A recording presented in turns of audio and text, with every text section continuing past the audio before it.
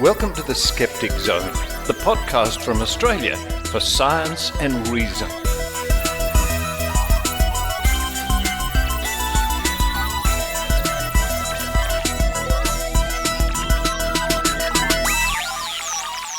Yes, it's the Skeptic Zone podcast, episode number 649 for the 21st of March, 2021.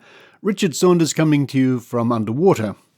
Well, that's what it's like here in Sydney, Australia. We've been having rain, followed by storms and flooding and rain, and then some rain after some more rain.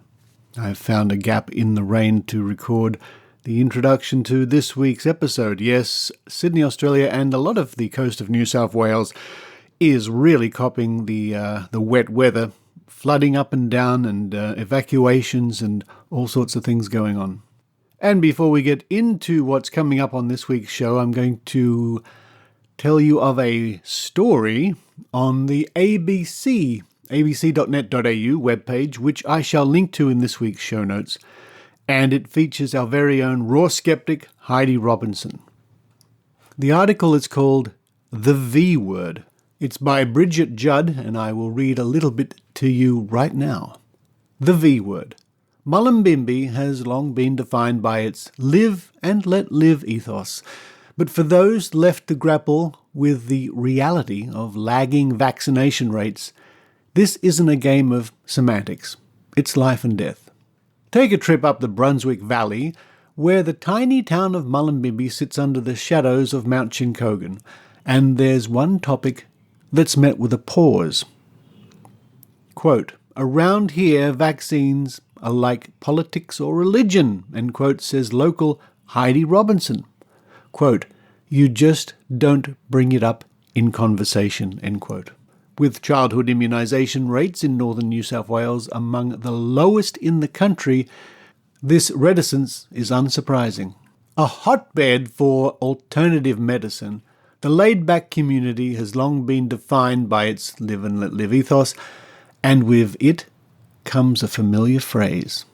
Quote, "We're not anti-vax, we're just pro-choice," end quote.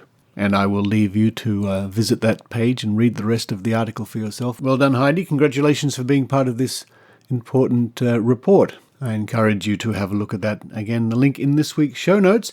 But what's coming up on the rest of today's show? We're going to start with a report by our new correspondent, Adrian Hill in Canada, about the Great Australian Prediction Project, the Great Australian Psychic Prediction Project, which has been going on for years now, slowly drawing to its conclusion. It's a massive undertaking, and you can find out more about that at the top of the show with Adrian Hill. You can count on Adrian. Following that, it's part 2 of Maynard's interview with Dr. Brad Mackay, and this week Brad looks at conspiracy theories, COVID virus, is it a fake? Pete Evans again, and social media action. And don't forget you can check out Dr. Brad's new book, Fake Medicine, link in this week's show notes. Then to round off the show, once again we head to Trove, the Trove Archive, this week looking for references to the late Dr. Carl Sagan. And the ones I'm concentrating on, there are many references, as you can imagine, but the ones I'm more or less concentrating on this week are to do with the Viking Mars lander way back in 1976. Well, generally, for those people in other countries, the situation here in Australia is improving. We have the odd breakout of COVID-19 here and there, but I think it's safe to say it's pretty much under control. Of course, that doesn't mean we let our guard down. But won't it be nice to get back to our normal lives, hopefully this year, later on this year? I miss things like exploring, going to new areas, walking along interesting bush or forest tracks down to waterfalls, which is always nice, discovering new lighthouses by the coast, that sort of thing. Good times with good people. But with that in mind, now it's time for me to run downstairs and have a leftover from dinner last night, which was a jalapeno and cheese sausage. Yum, yum. While I do that, I hope you enjoy the Skeptic Zone.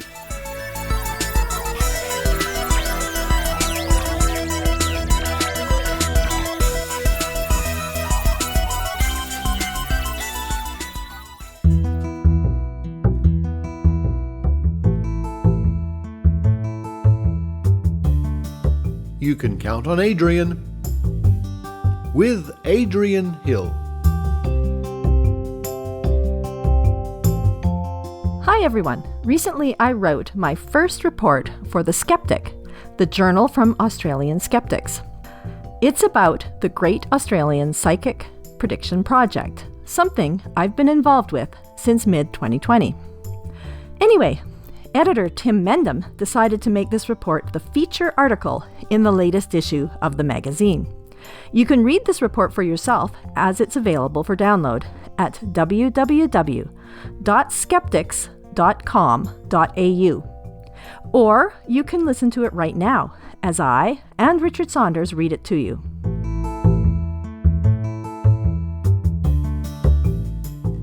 I am going to relate the pleasures and preoccupations on pondering the spurious predictions of psychics, called Not for Profit. Since last June 2020, when Susan Gerbic from GSOW, Guerrilla Skepticism on Wikipedia, started a weekly trivia game online, I have been getting to know Richard Saunders, who also takes part quite well, as from time to time, we've been on the same virtual team. In July, we also watched Nexus, the Northeast Conference on Science and Skepticism, together, along with Susan Gerbic and others in her extensive web of connections. At one of the trivia games, Richard announced he was looking for people to help him on his Great Australian Psychic Prediction Project. Of course, I was very familiar with his podcast voice, and while the chance to work with Richard was a bit daunting, I was excited to join the project for two reasons. I was in awe of working with the man behind the Skeptic Zone podcast, and I did not know much about the psychic world. My previous belief was that others did not truly believe in psychics. Didn't people notice the "for entertainment purposes only" disclaimers usually added to the television shows? Didn't they know that some psychics are just really good at reading people, mentalists under another name? I had lots of friends who had visited various types of psychics, tea readers to mediums, but they did not seem to take it too seriously. Susan Gerbic opened my eyes to the harm that psychics can cause when I attended her workshop at SciCon, hosted by the Committee for Skeptical Inquiry in 2018. Being a recent member of Susan Gerbic's GSOW team, I learned about the various stings she and her team had been involved in. With this new understanding of the potential damage that psychics can bring to people emotionally and financially, I looked forward to the opportunity of helping with Richard's project. A search begins. We meet via Zoom video conferencing every Tuesday, Canadian time, if possible, and the group size has ranged from 3 to 7 people. Richard gives us a prediction and a year.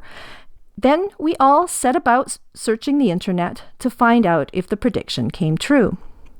Since the psychics are Australian, we have learned much about Australian politics, scandals, celebrities, natural disasters, real estate trends, sports, and weather patterns. World events creep in occasionally, especially regarding U.S. politics, Trump, and celebrities, Jennifer Aniston. We commonly groan when Richard brings up yet another celebrity prediction. We have gotten to know Nicole Kidman, Keith Urban, and Kylie and Danny Minogue, just to name a few, very well. We cheer when we get a natural disaster prediction because the group finds weather patterns, volcanoes, and earthquakes, or as Richard types them unintentionally, earthquacks, much more interesting. Rob Palmer, who writes for Skeptical Inquirer under the pen name of The Well-Known Skeptic, was very upset when we thought we had investigated the last natural disaster. But Richard was kind and found more for us to examine. One of his habits is to somehow find more predictions, just when we think we are nearing the end. Even with natural disasters, the psychics manage to disappoint, with such expected predictions as, there will be an earthquake in California in June, or there will be a record low temperature in Canada or Russia. Our favorite to date, overseas, a volcano might erupt, predicted by Julie Ware for 2010. While debating how to categorize the prediction, Sea levels increase for Queensland and parts of New South Wales, causing damage to coastlines, written by Carrie Irwin for 2015. As too vague or incorrect, Kelly Burke explained, "Can't we just make a new category called 'This prediction is stupid'?" causing gales of laughter. The weird and wonderful. We have seen the same types of predictions repeated year after year. The psychics seem to be trying to capitalize on the advancing age of the Queen and Prince Philip, predicting a death in the royal family many times over the last 20 years. I foresee that within the next 10 years, they will finally get it right and say, "See, I'm amazing and it is worth paying me money." There is much laughter in our sessions. The predictions, not surprisingly, often are very vague, or as Richard puts it, they are nothing but waffle. They are so waffly that sometimes they have Canadian maple syrup on them. That's my Canadian spin on the expression. A fully formed prediction cannot be found, causing us to shake our heads and move quickly to the next one. Newlyweds, Penelope Cruz and Javier Bardem, have a great chart together. She's a Taurus and he's a Pisces, which is a good match for a start. But more importantly, his sun, his self, is on her Jupiter, her feel-good planet. So they can always cheer each other up. Plus her loving Venus opposes his passionate Pluto, so the romantic sparks fly. They have a better chance of going the distance than many star couples. Predicted by Yasmin Boland for 2010. And overall, there's going to be some wonderful features from Mother Earth across the stock market, as well as some beautiful TV shows. Prediction by Maria Alita for 2007. Those of us from North America have increased our vocabulary with such gems as taking the piss, or yanking your chain, cyclone, or hurricane, and top end, the north of Australia. As in, Miss Godfrey also predicted a big year of top end cyclones, predicted by Tracy Godfrey for 2003. The US and Canada crew were completely confused when we read, "With Clucky Venus growing even brighter over the next few years, there's no doubt family expansion is the name of the game," predicted by Jenny Bloom for 2011 regarding Penelope Cruz. Our responses range from, "How can Venus cluck?" to, "Did Venus grow wings?" But we soon learned that in Australia it means Venus wants to have a child. The clucky jokes have not ended, and some have declared that they want to try to use the word at least once every day. Some of the predictions contradict themselves to ensure they will come true. A star will get pregnant or not, get a divorce or not, will be happy or not. And sometimes they are both contradictory and nonsensical. In my mind last night, I was seeing fire, like an explosion. But it isn't really an explosion. It's got to be something to do with some sort of atomic kind of explosion. Prediction by Simon Turnbull for 2010. The biggest laughs came from 75% of babies born in 2010 will be female, predicted by Michael Armstrong for 2010, and Donald Trump will make a good president and his cabinet will be the best the U.S. has seen for years, predicted by Milton Black for 2017. Fun and not so fun. Our group can easily and happily get distracted, usually by Richard's cats that like to walk on the keyboard, knock his camera, get our attention by being cute in the laundry basket, or demand Richard play with them by throwing a toy repeatedly down the stairs. Or by Wendy Hughes' dog and my dog barking at each other over Zoom, international pet communication that hurts Richard's ears. The past few weeks, the distractions have been mostly about the happenings at the U.S. Capitol. The Psychic Prediction Project has a Facebook Messenger group, and on January 6th at around 10 a.m.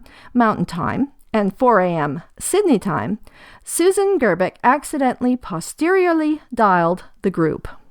Leonard Tremmel, Wendy Hughes, Rob Palmer, Kelly Burke, Michelle Bickersma, Richard Sanders, and I all answered the call. Rob at the time was watching the ceremonial counting of the electoral votes at the Capitol, so he pointed his camera at the TV screen and we watched. I found this very interesting since in Canada, our electoral process is quite different, and having some handy US citizens explain things to me was highly educational. We did not expect to see the turmoil that happened that day live.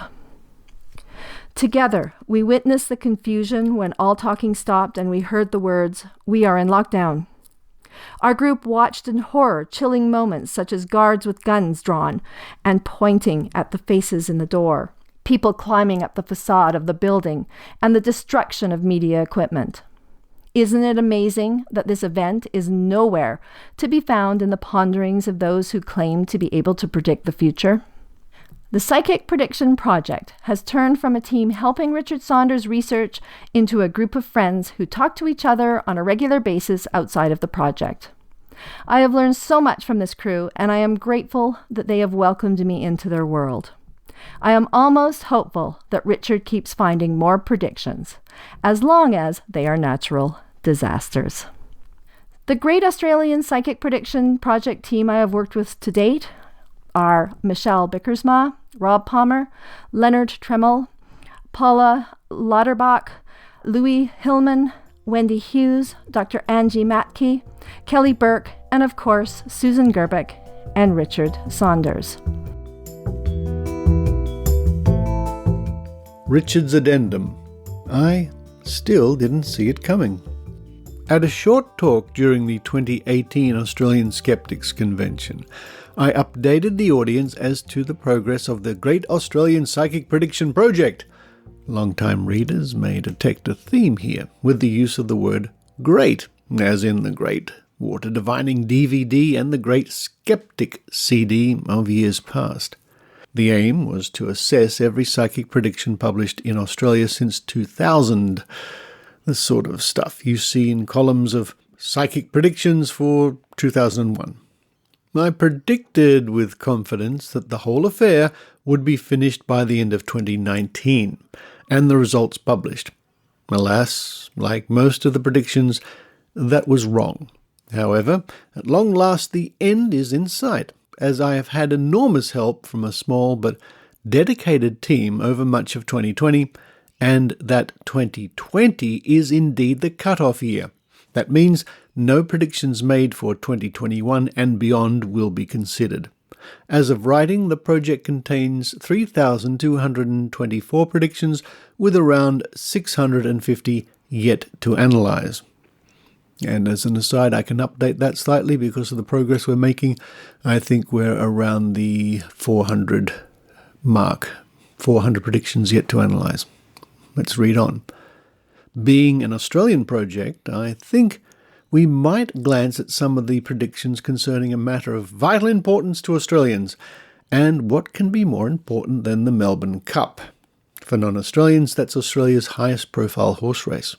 Now, this is not so tongue-in-cheek as you may think, for a number of reasons. First, this topic, like any in the project, has the opportunity to show us that there are indeed some people who can peer into the future.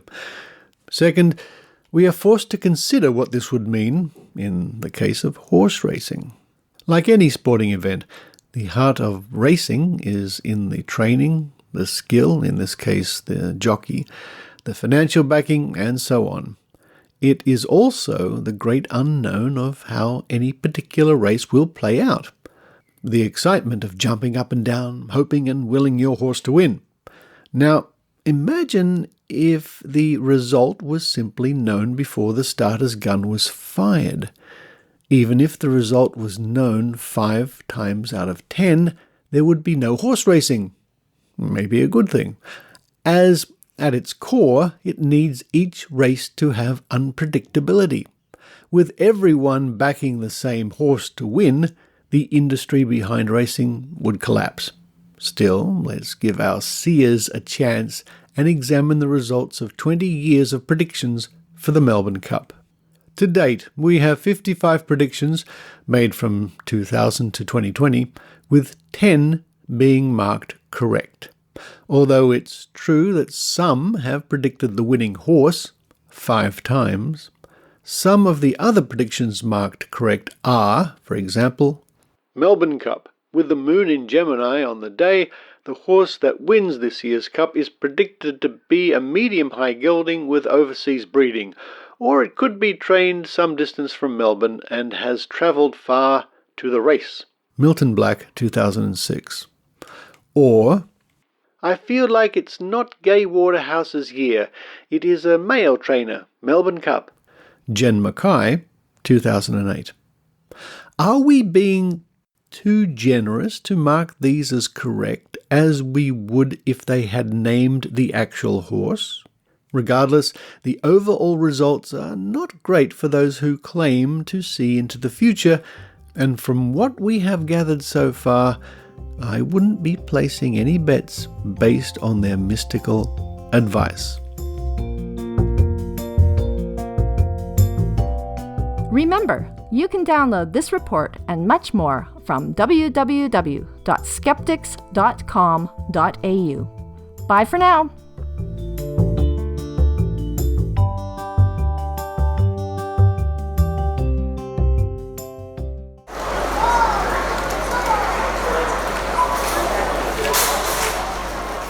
Hey, Adrian. Hi, Susan. Out for some shopping, eh? Yep, I'm stocking up on this imitation maple syrup from Australia. Imitation? Imitation? No. You need to buy the real thing from Canada. But I saw the TV commercial and it said that noted pancake eating expert Richard Saunders says it's the best maple syrup money can buy, and 60% of people preferred it in a blind taste test. Everyone knows it's the best. Oh, come on, Susan. You know better than that. That's the argument from authority. It is? Or is it the argument from popularity? It might be another logical fallacy. I'm not sure.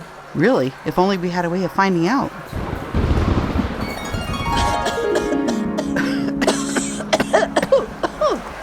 Hello, everyone. Oh my! It's the skeptical fairy godmother angel from the internet. Yes, that's right. But how did you know who I am? I listened to the Skeptic Zone podcast. Also, didn't you used to be the tooth fairy? Oh, yes. I remember you. I'll never forget your left upper lateral incisor. Would you like it back? No, it's okay. You keep it. Hey, skeptical fairy godmother angel. What are you doing here in the supermarket? I've come to tell you that you can find out about 40 different logical fallacies on YouTube in one handy location. Listen to each one to hear an explanation and examples of how they might be used. Oh. Just go to tinyurl.com/logicalzone and you'll find all the logical fallacies with Michelle Bickersma with handy time codes to get to the exact one you want. Who is Michelle Bickersma? Just a friend of mine. tinyurl.com/logicalzone. Thank you, skeptical fairy godmother angel. I guess you'll disappear in a puff of smoke and thunder now, eh? Not quite yet. I have a bit of shopping to do. Susan? Yes? Where do I find the Australian maple syrup? What? No.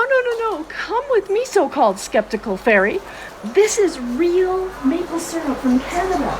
Made with real maple.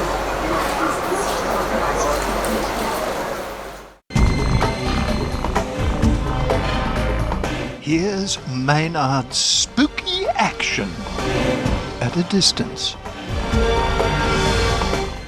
And we're back with Dr. Ramakai talking about his book, Fake Medicine, and it's even got its own tinfoil hat on the front cover. Yeah, so I've got a special tinfoil cover to go over the book just for you, Maynard. Yeah, look, actually, I'm looking here. Like most of the books I've got on the conspiracy theory about the JFK assassination run for about 800 pages. But considering you've got the entire history of fake medicine, you've been able to knock it over in under 300. How did you do that? Well, the last part of the book is looking at a lot of conspiracy theories and looking at how to sort of fix the future or what skeptics can do as we're looking forward and trying to combat misinformation. Have you got a favourite conspiracy theory? There's a couple I've been introduced lately because I've been listening to, and look, skeptics will throw their pencils on the floor if they go there, but I think it's called The Endless Plane. It's the Flat Earth Radio Network. So there's What is the Flat Earth Radio Network, Maynard? It's a group of people who believe in the flat Earth, that we live on a flat plane, and there's a number of them over the days that do the show. And this guy I was listening to, he was explaining the great Toucan Hoax. He does not believe there's such a thing as a toucan. He also does not believe that there's not as much warfare has occurred in history as we're told in the history books. And he also thinks that the moon looks more like a mud puddle, and that those can't possibly be impact craters. So this is the kind of thing I'm falling asleep to at night and going, it's like taking my brain on an excursion. It's like dreaming before I actually dream. Well, there are some people who don't believe that Australia exists. Yes. So a toucan is nothing in comparison. So where do they think all those dancers in Las Vegas from the Thunder from Down Under came from? Hey, there's proof straight away. Well, they must be American. Everybody's American, aren't they? That's true. They are doing that. Well, yeah. Oh, yeah. So what's the one conspiracy that either intrigues you find a little bit kind of funny and interesting? I mean, the great toucan conspiracy is interesting to me because why would you fake being a toucan? Why not a macaw? Why is the toucan the bird that's fake? It's a very random choice. I'm sure a platypus is fake as well. So there are many other things. I suppose one of the things that I find fascinating is that I still have conversations with my own mother about the coronavirus being a creation from a Chinese lab around Wuhan. And so this is something that, like, we're having investigators going in, they haven't found any evidence of it, but my mother is still convinced that it's definitely a Chinese conspiracy. She's certainly been exposed to the world and many different cultures, but it is weird. And I think staying in your house and looking at things online and being influenced by other people around you and the circle of influence that you have can be feeding that in. A lot of my family are from sort of a Christian background, and so I've sort of like seen a lot of their information has been coming from like friends that are from their like Christian workplaces or from their church. It seems to be propagating a lot of these myths about vaccinations and also about how bad or how good coronavirus could be for you. Well, one of the things that we're finding as a skeptical community, and this is from like interviewing a few people around the place as well, is that there seems to be a strange process from being vegetarian to then being into whole foods, to then becoming an anti-vaxxer, to then believing in more conspiracy theories, and then becoming a neo-Nazi. So there's this really weird progression. That's a pretty amazing looking flow chart. Starts with a lot of people and then a few very dangerous ones. So some of I'm saying it a little bit in jest, but some people do get online and they're looking at YouTube videos. They're sort of like starting to look at like whether vaccines are real, and then the algorithms are sort of designed to become a little bit more extreme as time goes on. So you can start sort of very innocently looking at YouTube videos about coronavirus vaccinations, and then if you're thinking that a conspiracy theory could have value, and then start to click on more of those links, then you do go down these rabbit holes that the conspiracy theorists talk about. And so often it will become more right-wing in views. A lot of Trump supporters, for example, were sort of more against wearing masks and thinking that it's more of a conspiracy theory. And so, one of the examples recently was Pete Evans as well. So he was definitely a Trump supporter, was wearing his Make America Great Again cap, very well known for that. And then over time, he then put up a cartoon which was like using neo-Nazi symbolism. And so I'm pretty sure he's not a Nazi, but so all of these sort of like thinking is certainly in the background. And I am worried about how people can be following these algorithms, thinking that they're doing their own research, but that the algorithm, the AI, the artificial intelligence is leading them in a certain direction that they may not be aware of. Well, quite clearly. The COVID-19 variant, I believe, came from Northcote in Melbourne. I think some hipster was doing coffee bean experimentation with a bat, because, the cat can eat the coffee bean and poo it out, and you put that in the coffee. Someone was doing that with a bat. The whole thing went wrong.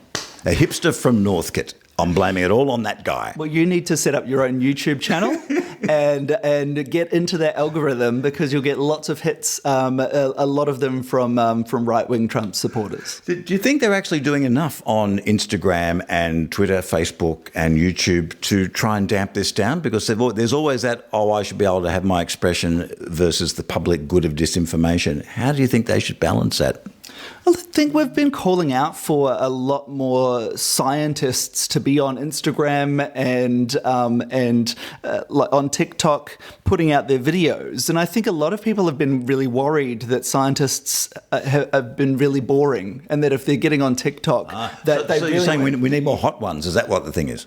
No, I've been seeing a lot of really funny people like putting across their points very, very well on TikTok and Instagram, and putting it in a very easy to understand way. And this is what we were talking earlier on about, comedians getting up there and just being very funny, being very pointed, being very critical of people who aren't thinking about science. And I think you can do it very well, but you've got to have an extra bit of thought process. So you just can't get up there and talk science. You're not going to be appealing to the crowd. You've got to be a little bit sort of tongue-in-cheek, use very easy to understand language, and even follow crazes that are going on online as well that you're familiar with, I'm sure. Oh yeah, I'm onto all of them there. Remember the big toucan conspiracy people? Come on, have you actually ever had one in your house? I'd love to, but haven't. Yeah. Look, Dr. Brad, I think I might like to come back next week as well, because I've been here twice and I still haven't quite got the patterns of everyone coming and going, so I can rob the house when you're not here. So can I come back next week and have a chat? Tea and Tim Tams, or coffee and carbonara? Look, and if you just happen to accidentally leave the prescription pad on the kitchen counter and walk away, look, that's just fine. I think I'll have you in handcuffs for the whole time you're in my house again, Maynard. Like last time. Dr. Brad, back next week.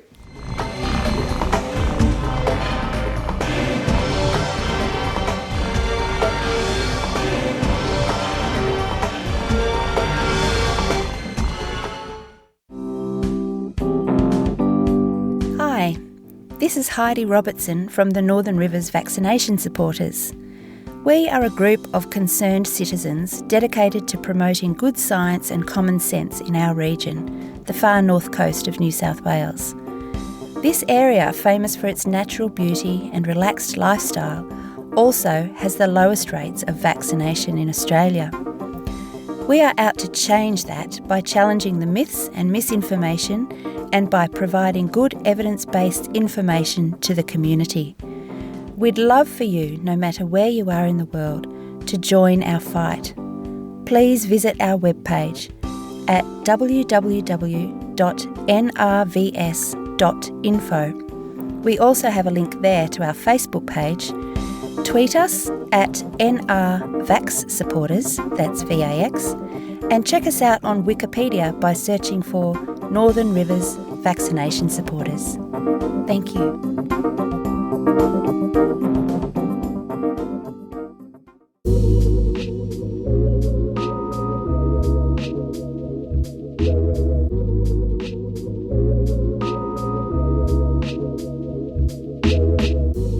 And now it's time once again to dive into the pages at trove.nla.gov.au, the National Library of Australia, digitising thousands upon thousands of newspapers, articles, magazines, journals, diaries, all sorts of things for us to enjoy, to trawl through, to dive into that treasure trove. And this week I thought we'd look for references to Carl Sagan.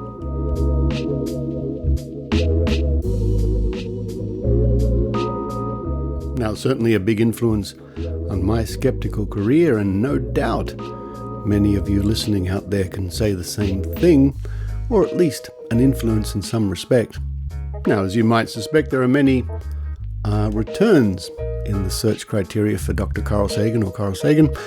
And here are a selected few. And the first one comes to us from the Canberra Times from the 22nd of July, 1976. Man's Search for Life on Mars by Christine Russell in Washington. Dr. Carl Sagan, an astronomer with a strong background in biology, is one of the most enthusiastic proponents of the search for life on other planets. The author of The Cosmic Connection, Dr. Sagan heads the Cornell University's Laboratory for Planetary Studies and is currently part of the team of scientists directing the Viking mission to Mars. He is one of the few scientists associated with the Viking mission who believes that there might be microbes, organisms large enough to be seen with the naked eye on Mars. In a recent interview, he said there was no reason to exclude the possibility. It's kind of a failure of imagination. He said, People are barely able to bring themselves to hypothesize microbes on Mars, and so the idea of large organisms big enough to see sort of boggles the mind. He said that because all life on Earth used, in a very central way, liquid water, it was difficult to think of an alternative to support life, practically on a place like Mars. So Martian organisms, if they exist, probably have a source of water. He says, but the Martian environment is such that there is no liquid water just sitting out of doors because the total pressure is so low that the water immediately evaporates and blows away. The major places where water existed on Mars were as ice and chemically bound rocks. And so that's the reason we suggested that if there are Martian organisms, that they can tap ice or tap the chemical bound water. He said, asked what would be the next step in space exploration if life was detected on Mars, he said, I would say right back to Mars and try to understand that life to a considerable extent. Because while Viking has the capability of investigating that life, we certainly would want to know a great deal about the details of it so that you could understand how similar and how different Martian life was compared to terrestrial life. I am concerned that we should not be too hasty in our ignorance about terrestrial life to return samples to the Earth, and I think it makes a great deal more sense to do more sophisticated and more detailed investigations remotely by automatic spacecraft on the Martian surface. Asked about the expense of the Viking missions, it has cost more than 1,000 million American dollars, about 800 million in Australian dollars at the time. He said, one thing we can do is compare it with other things that we spend money on. The total cost of Viking is something like half the cost of one Trident nuclear submarine. I would think that those financial arguments are arguments for Viking. All they say is that the cost is trivial for a society as wealthy as ours. Another justification for the mission was that it is important for any high civilization to do acts of greatness. He said, Viking will be remembered, if it works, for the rest of human history. The first time us human beings have looked up close at Mars and searched for life on another planet. In addition, there were very practical reasons why missions like Viking should be encouraged. They provide a sense of perspective on earthbound sciences like meteorology and geology and biology.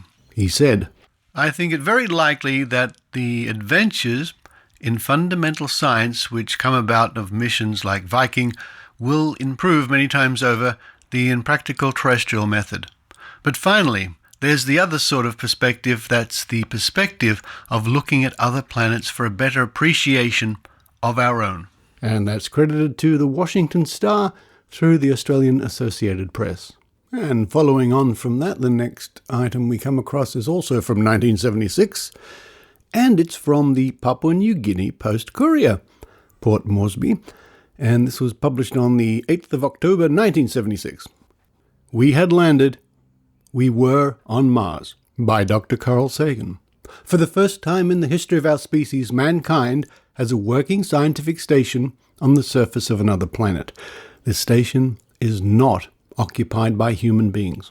That would have been far more difficult, dangerous, and expensive, and perhaps even scientifically less productive.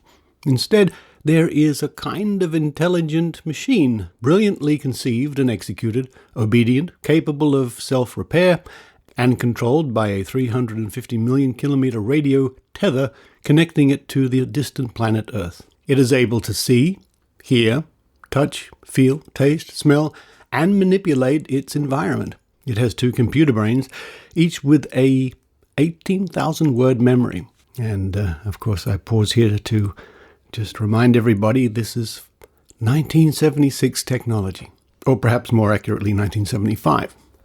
We read on.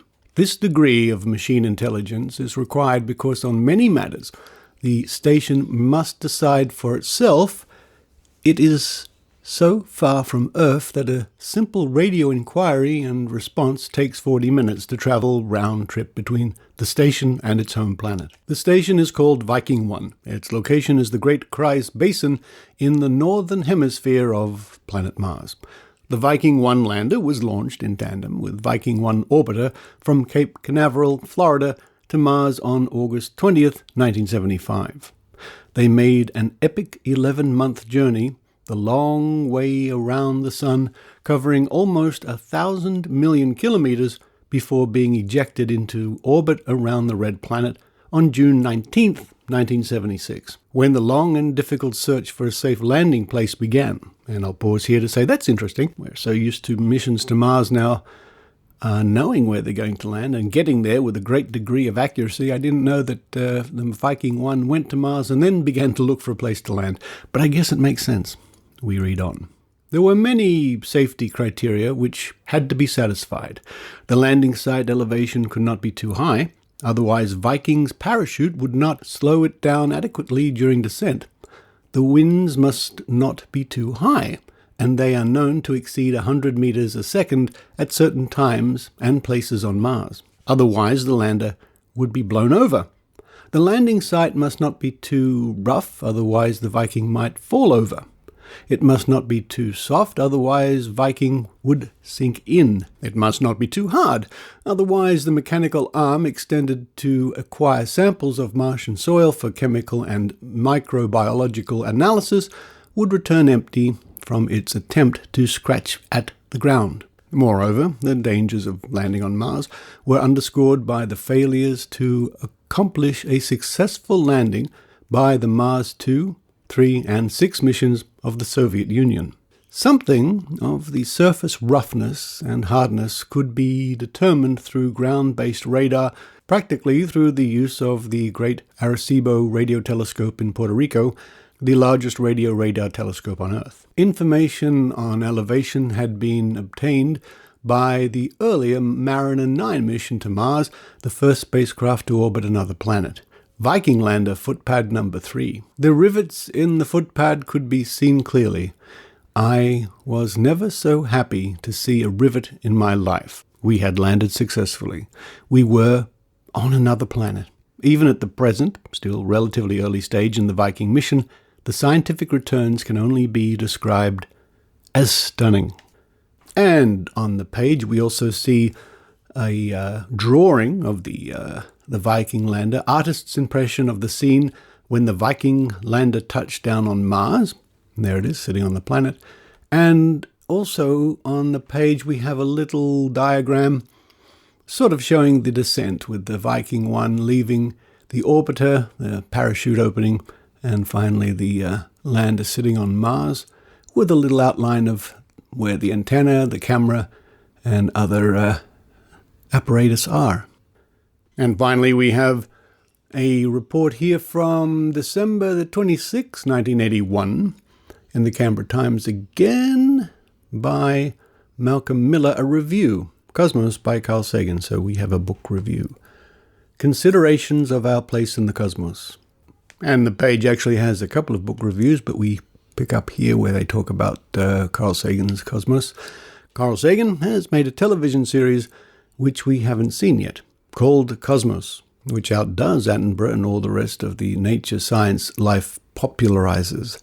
The book of the series is quite as exciting. Like most of Sagan's work, it shows his great breadth of interests. We would expect the astronomy to be exciting, from planetary probes to black holes and colliding galaxies, and so it is. Sagan has an enthusiasm which will surely carry along all but the most boring killjoy. But his thoughts on human history and biology are equally entertaining. While this no doubt makes him unpopular with many academics, learning shouldn't be entertaining, it also makes for a high level of attention to what he's saying. We need more than ever to open our eyes and our minds to a wide view of the universe. People who don't comprehend the relationship of the atom or the DNA molecule to human life can endanger all of us if they have political power. So can those who are so engrossed in what's happening now that they neither know nor care what happened in the past. Human life, of individuals and societies, has been wrecked too often by ignorant power seekers.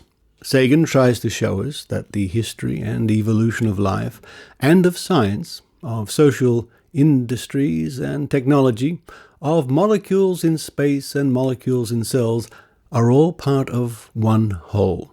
Modern man, he believes, must comprehend this oneness and grow in harmony with the universe of atoms and galaxies, of which is part, or else destroy himself. Full-scale nuclear war has never happened, but we can experience it only once. Only if we gain a cosmic perspective can we save ourselves and enter the future. Sagan has not hesitated to use his time and his creativity to press this point of view, and I enjoyed his presentation of it here. The conquest of space and the relationship of humanity to the universe are themes of these two books. Of course, we pause here to mention once again that the page has 2 book reviews on it. I recommend them to anyone who believes that our species has a place in the cosmos.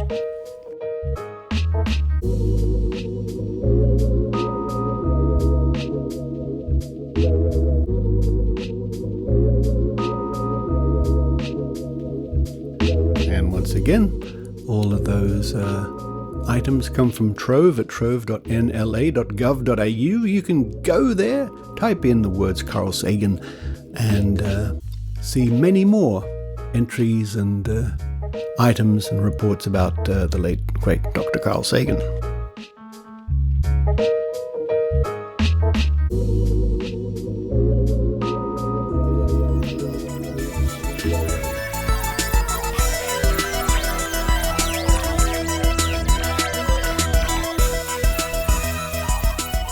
Thank you for listening to the Skeptic Zone. Now, before I go, I'm going to relay a little story to you. Sit back, have a cup of coffee, put your slippers on.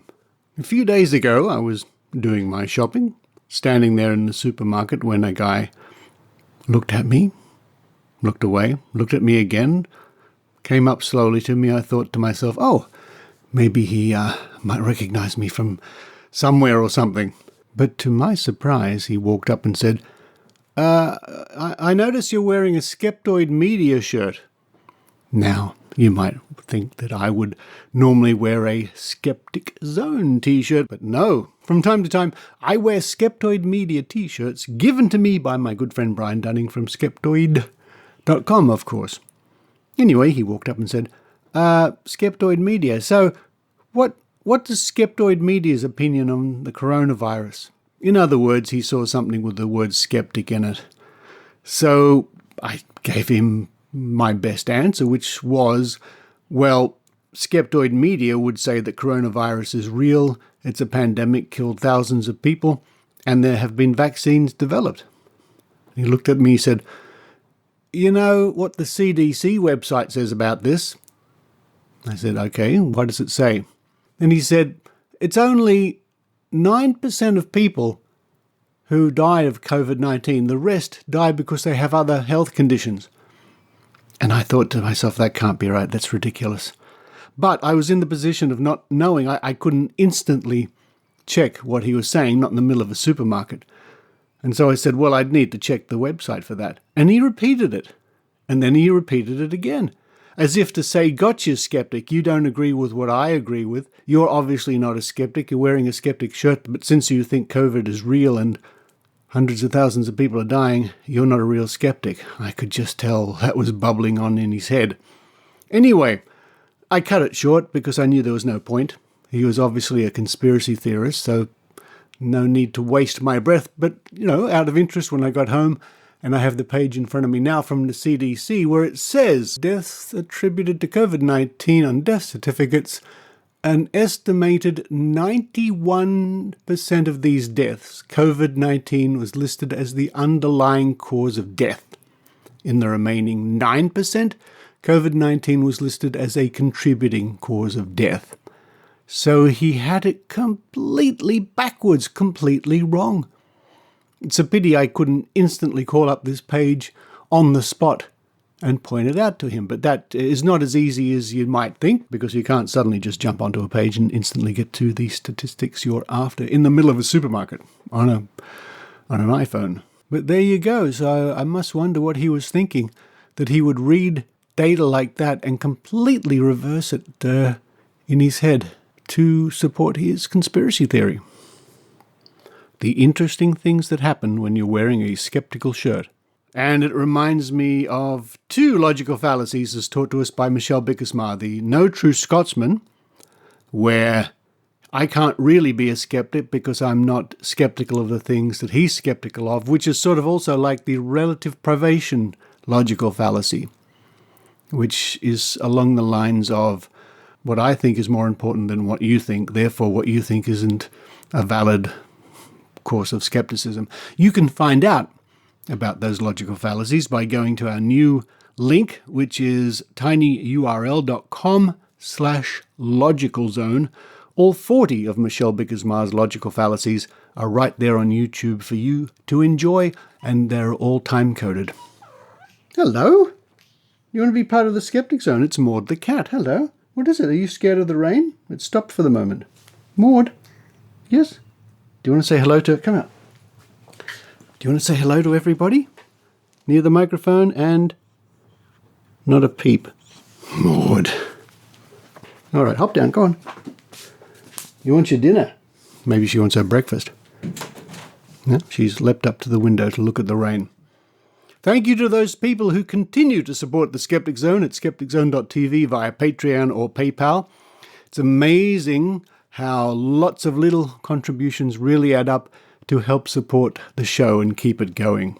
And buy cat food from time to time, I think. Yes? All right, you sit up there and watch. I'll finish the show, okay? I must have... Yeah, the studio door's open. There you go.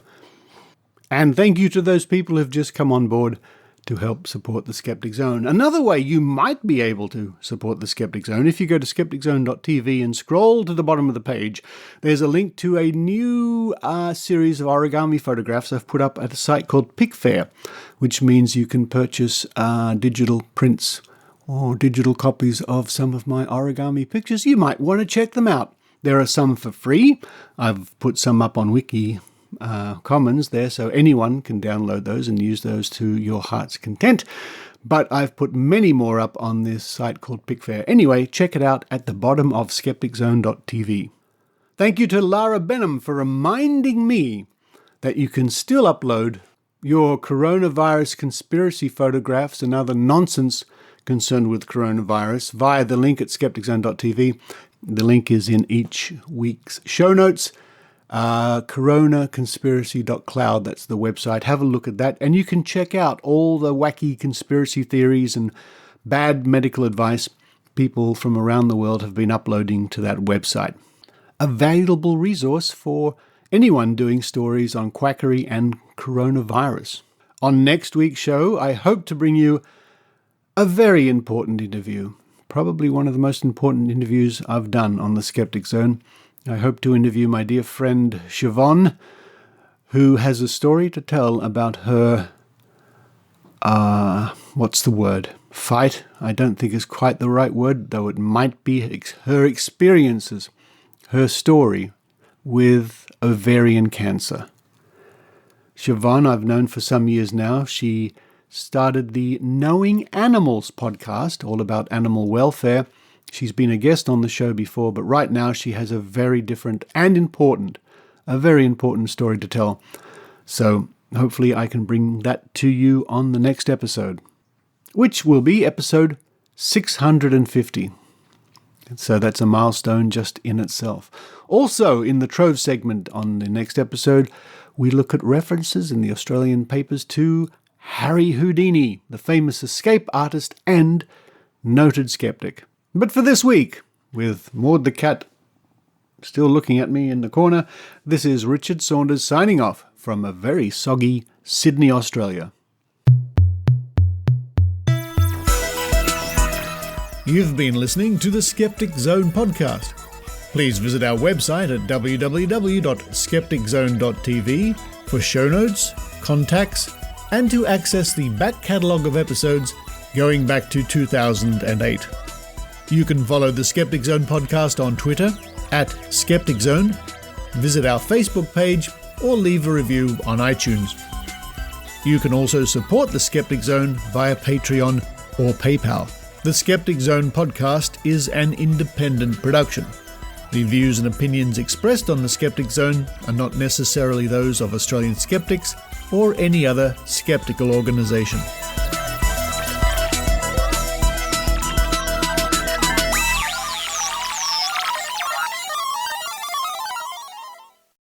Oh, all right. Stop giggling, all you people. I'm sorry, my friends out there. This is the end of the show. This is the afterthoughts, the dice game, and I've got a giggling bunch of skeptics from all over the North American continent. We're actually doing the prediction project. We're continuing with that. We've just cracked the 400 to go mark. Yes! Woo-hoo. And we've been looking at the career of Leighton Hewitt, the tennis player, today, but I thought it's time to play the dice game. So for those of you who don't know, I've got a 10-sided die. I'm just holding it up to the camera so all my friends can see. Lovely sort of blue one. I'm going to roll this 3 times, maybe 4 times, and you have to use your psychic powers or your dumb luck or... And are you using the dice machine, the dice rolling machine? I am. Let me hold it up so you can see my dice rolling machine. Ouch! Just fell on my finger. There it is. And are you going to, again, attempt to do Carl Sagan's voice when you give us the numbers? No. Carl Sagan has told me to tell you the answer will be 5. You're going to have 5. 5. That's all right. All right. All right. Yes. 149. I think 314. So you're giving all 3 numbers in one hit. 5, 5, 5. Wow. I think it's going to be 31, 46, 92. How many times is he going to roll it? That's right. Well, let me. Okay, he's going to roll it 3 times, maybe 4. Here's the first number. So, what number, 5. Susan? 5. 5. 4. Carl Sagan told me. Carl Sagan. 6. All right, here it comes. 9. Oh. Sagan. Right. Carl. Next number. Ready? What number shout it out? What do I hear? 4. 5. 1. 9 again. 9. Here it comes. 2. Oh, come on, you. Did anybody say 2? I've got 6 people in front of me. Come on, next one. Let's go. 4. 5. 7. 1. I was thinking 1. That's what I was thinking, but I didn't I say got it. a bad connection to the This is a afterlife. bad connection. Just for you, I'll do a supplementary. So one more number. Come on. 5. 10. 4. 5. 3. Okay, here it comes. 4. I'm holding it up so you can all see. 5. That's what I'm talking It's about. a 5. It's a Susan. That's a Carl Sagan. I was thinking 5, but I didn't say it. Oh, you were thinking 5. Thank you, everybody. Let's get back to those predictions. Thank you, Richard. That was fun. Susan, one of my students rolled 555 in class today, and I thank you.